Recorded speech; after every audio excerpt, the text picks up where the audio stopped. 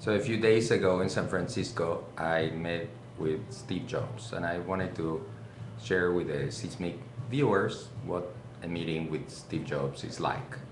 Okay, now, so first the setting, like Apple has these offices in a place called Infinite Loop, which I thought was a funny name, appropriate name for a computer, Infinite Loops. And the address is One Infinite Loop.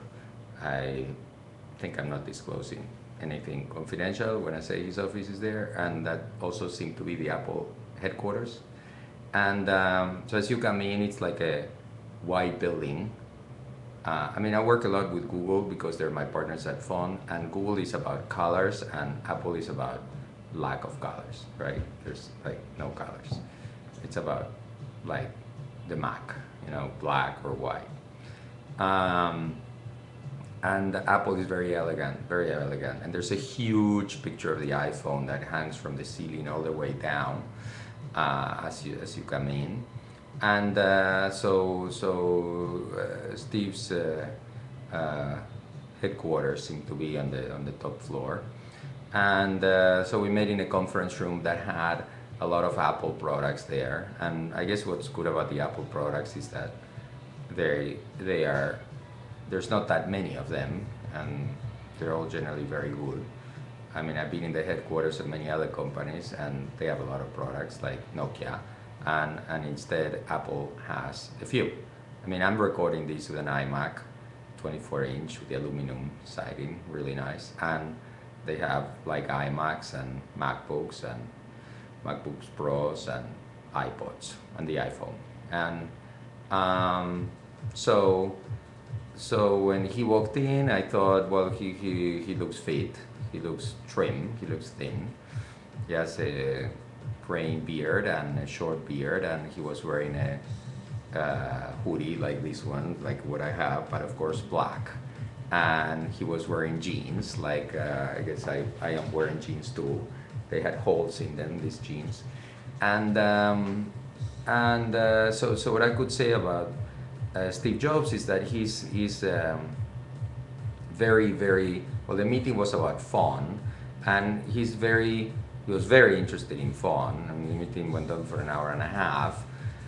He's extremely curious. He asks a lot of questions. He's not the nicest guy. His questioning style is I would say, inquisitive, to say the least. He's not like simpático, like we say in Spain. He's like to the point, and also he seems to have this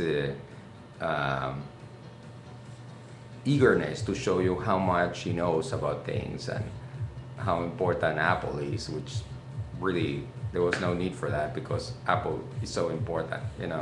I know that.